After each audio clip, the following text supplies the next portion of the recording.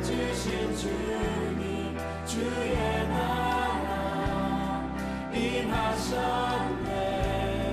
이 땅 위에 주님께 영광.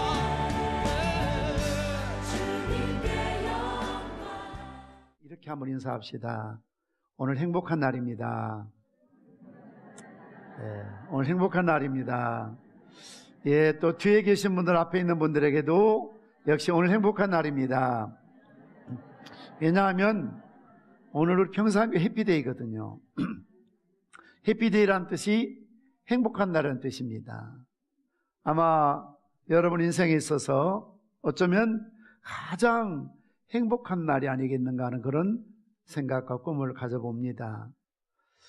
우리 인생에 있어서 몇 번의 중요한 만남이 있습니다. 복 중에 최고의 복은 태어날 때 부모님을 잘 만나는 복이라고 할 수 있습니다. 물론 요즘 흔히 말하는 흙수저다 금수저다 그런 의미는 아니고요. 비록 부모님들이 재벌이 아니라도 또는 지식이 많은 분이 아니라도 정말 내가 이 땅에 태어났을 때 나를 품에 안고 사랑해 줄 어머니, 그리고 많은 돈이 없어도 지식이 없어도 나의 의지가 되고 평생에 나의 힘이 되어 주실 그런 아버지, 물론 할아버지 할머니도 계시면 소중하겠고요. 가끔 제가 안타까운 모습을 볼 때가 많이 있습니다. 개인적으로 떼어놓고 볼 때 참 능력도 있고 소질도 있고 재능도 있고 머리도 좋고 참 탁월한 그런 미래가 있는 젊은 청년들인데 태어나면서 왜곡된 아버지의 사랑 밑에서 어머니의 무관심 속에서 어찌 보면 그냥 스스로 방목하듯이 자라나는 그런 젊은 청년들이 프로이드의 말처럼 2살, 3살, 5살 되면 그때가 우리 인기 형성의 80%가 형성화된다고 하는데 이때 너무 어렵고 힘들고 외롭고 방치되어 사는 바람에 이런 사랑을 느끼지 못하고 포근한 가슴을 갖지 못하고 방어기제만 발달되어서 살다 보니까 어른이 되었지만 남편이 되고 아내가 되었지만 무의식 속에 잠재되어 있는 이득, 에고라는 이런 것들이 드러나서 투사되고 살고 있다는 것 아닙니까? 그 책임이 엄격하게 말하면 부모에게 있다는 뜻입니다. 그래서 행복을 위해서는 부모를 잘 만나야 하는 것입니다. 또한 아무리 좋은 부모 밑에서 잘 자랐다 할지라도 남편을 잘못 만나는 바람에 평생을 눈물로 지새는 사람들이 있습니다. 이처럼 행복을 위해서는 만남이 중요하고요.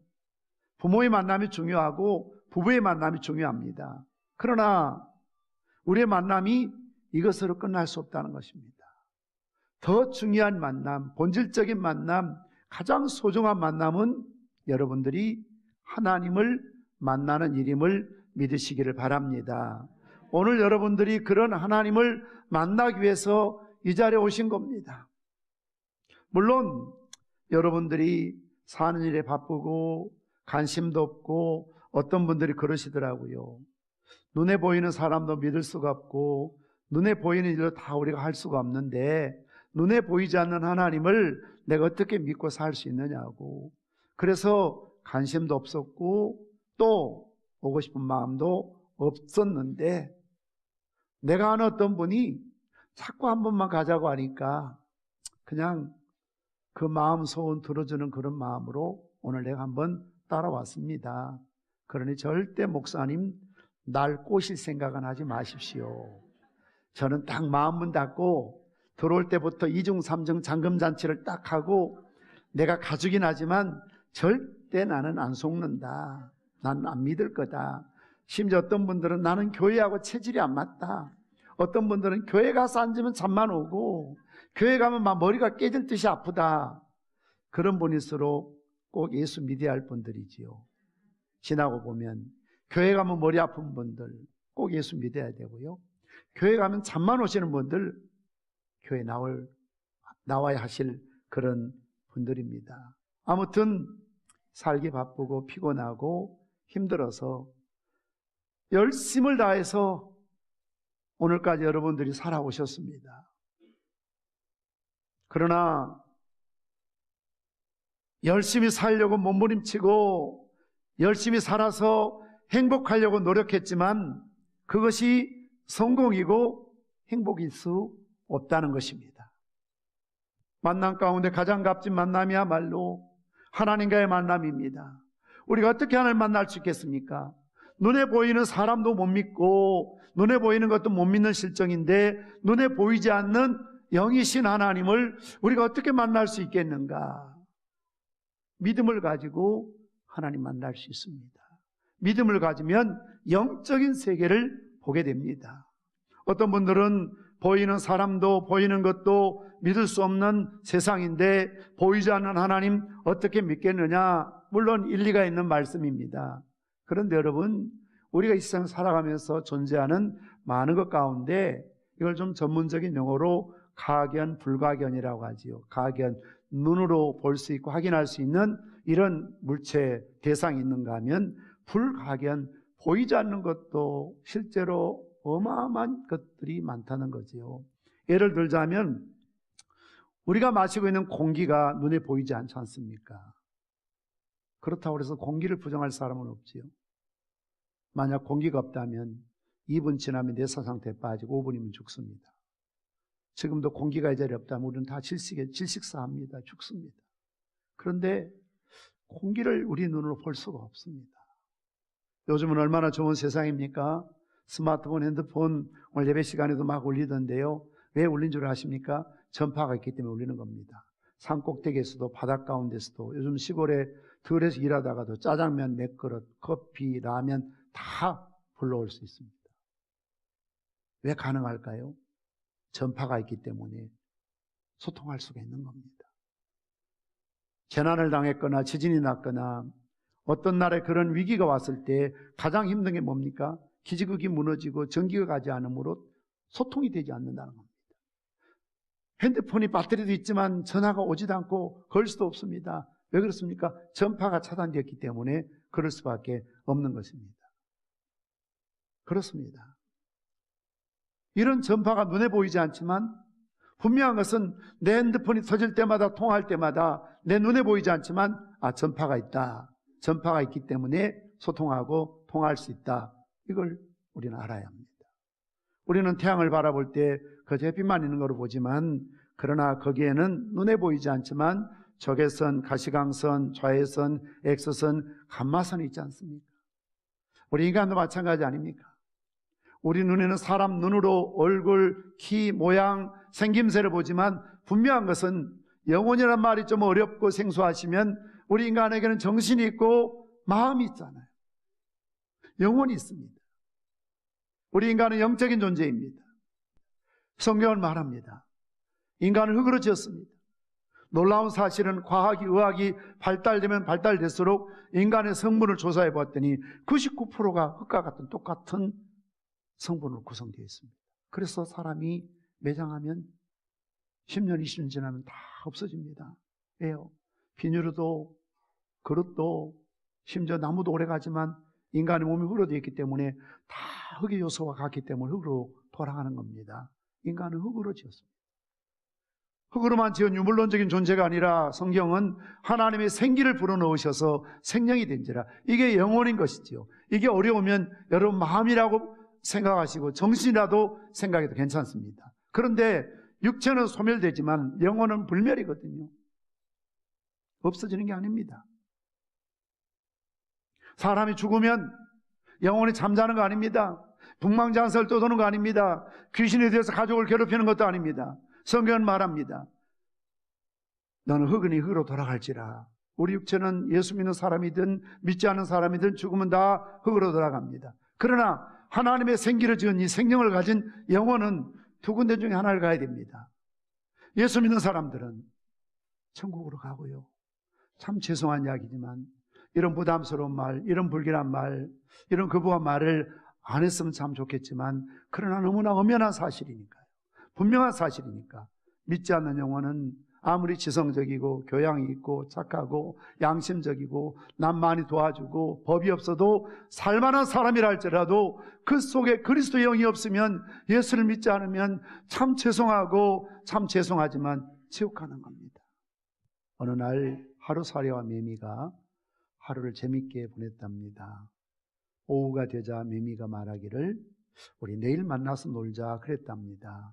그러니까 하루살이가 내일이 뭔데 그러더라는 겁니다. 내일이 뭔데. 하루살은 내일을 모르죠. 하루밖에 살지 않는 곤충이니까요.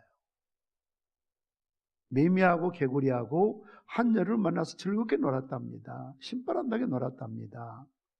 가을이 되자 개구리가 매미에게 우리 내년에 만나서 놀자 했답니다. 그러니까 매미가 내년이 뭔데 그러더라는 겁니다. 내년이 뭐야? 왜요? 매미는 한여름만 사는 곤충이니까요. 그러면서 그렇게 결론을 짓고 있습니다. 아무리 하루살이처럼 내세를 부정해도, 천국과 지옥이 없다고 해도 분명한 것은 내일이 있지 않느냐.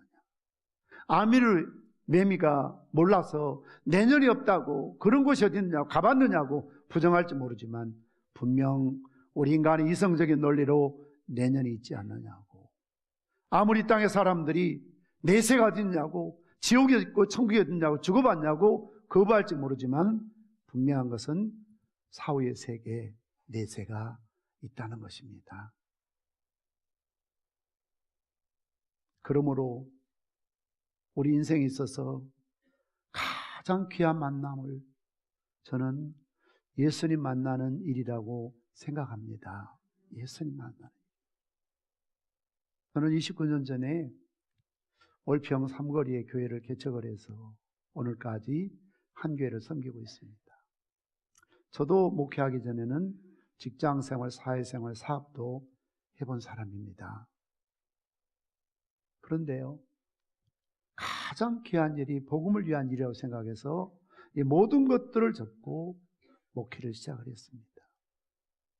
지금 제가 여러분 이렇게 말씀드리면 저를 비웃을 사람은 몇 분 안 될 것 같습니다. 여러분, 나는 이 세상에서 가장 행복한 사람입니다. 그러면 여러분이 모르겠어요. 지가 뭘 그렇게 행복하대. 그럴지 모르지만 제가 올평에서 개척할 때 어른들도 없고 주일학생 몇 명 모아놓고 애들에게 물었습니다. 이 세상에서 누가 제일 행복하냐고 그랬더니 대통령도 찾고 국무총리 찾고 장관도 찾고 저들이 좋아하는 스포츠맨, 연예인, 가수, 탤런트 이름을 다 대더라고요. 나중에 될 수 없으니까 애들이 유관순도 찾고 이순신도 찾고 김유신 찾고 다 아니라고 그랬습니다. 아니야. 나중에 할 말이 없는지 더 이상 답을 못 하더라고요. 그래서 여기 서 있는 전도사님이 제일 행복해 하니까 우 하고 막 조롱을 하고 난리가 났습니다.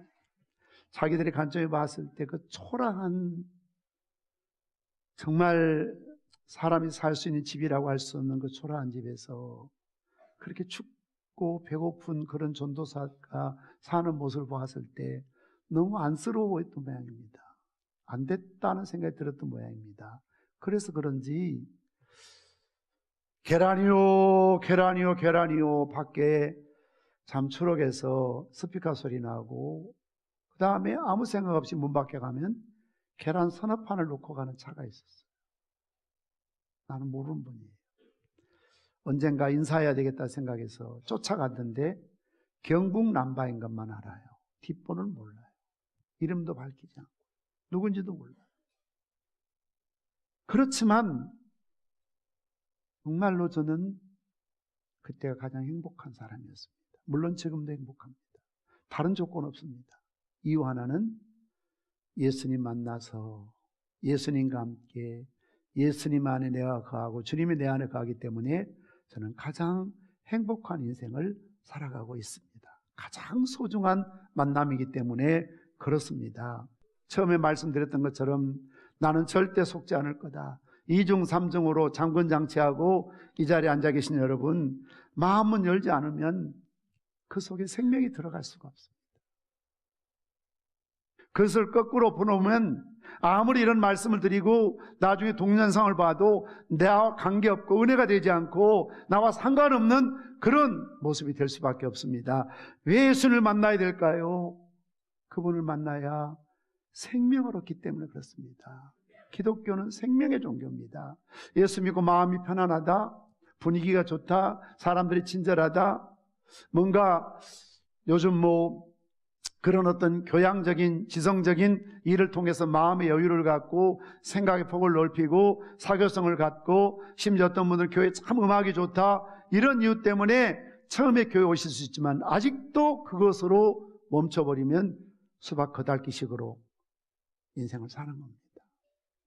예수님 만나서 영원한 천국에 대한 생명에 대한 이런 은혜와 축복을 누릴 수 있다니 이보다 더 큰 축복이 없고 이보다 더 큰 애가 없고 이보다 더 영광스러운 일이 없습니다.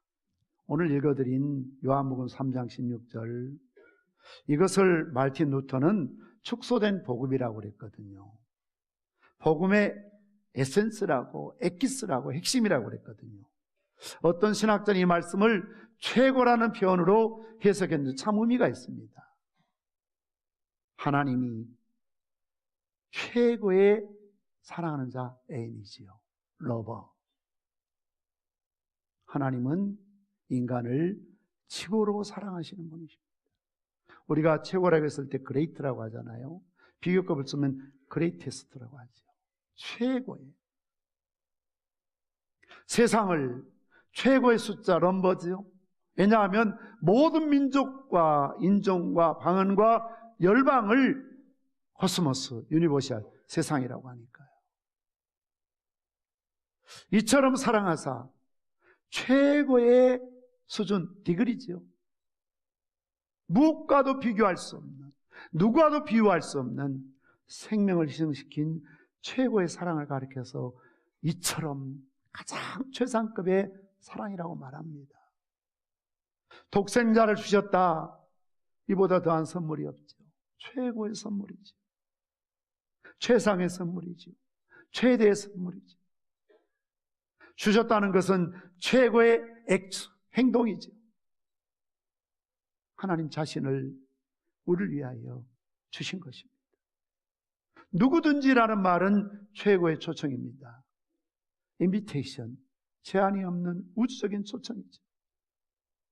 과거가 어떻든, 현재가 어떻든, 종교가 어떻든, 마음이 어떻든, 집안이 어떻든, 남에게 차마 말할 수 없는 그런 가정이나 삶의 구조가 있든 없든, 어떤 사람은 사형수도 예수 믿고 성자가 되기도 하고요. 일그러지고 뒤틀린 인생을 살아가던 사람이 예수 믿고 정상적인 가정으로 인생으로 회복되는 일이 허다하게 많이 있습니다. 그를 믿는 자마다 여러분 예수 믿는 것은 복잡한 게 아닙니다. 술 끊고 담배 끊고 이것 정리하고 저것 정리하고 제사 문제 이런 문제 여러분 고민할 거 없어요. 병원에 간 환자가 그냥 가야지 샤워하고 머리 감고 얼굴 화장하고 그건 덜 답답한 환자입니다. 응급한 상황이 벌어지면 자다가도 일을 하다가도 길거리에서 있는 그 모습 그대로 싫고 119 싫고 가야지요. 하나님 요구하신 것은 정리하고 오라. 아닙니다. 내 모습 이대로 단순하게 심플하게 믿기만 하라는 거죠. 믿기만 해라. 다른 거 없다. 믿기만 해라. 내일 일을 미룰 일이 아닙니다. 멸망치 않고 최고 해방이죠. 어떤 민족이 어떤 개인이 억압과 신체적인 인권적인 정치적인 압박보다도 우리를 죄에서 사단에서 죽음의 권세에서 자유케 하셨으니 이보다 더한 해방이 없지요. 영생을 얻게 하려 하심이라. 최고의 소유입니다. 어떤 재산이나 명예나 지식이나 그 무엇을 얻는 것보다 영생을 얻었다는 것, 이보다 더한 선물이 없다는 것입니다. 지금 믿음을 선택해야 합니다. 믿음은 가장 좋은 것입니다. 믿음 없이 살면 실패할 수밖에 없습니다.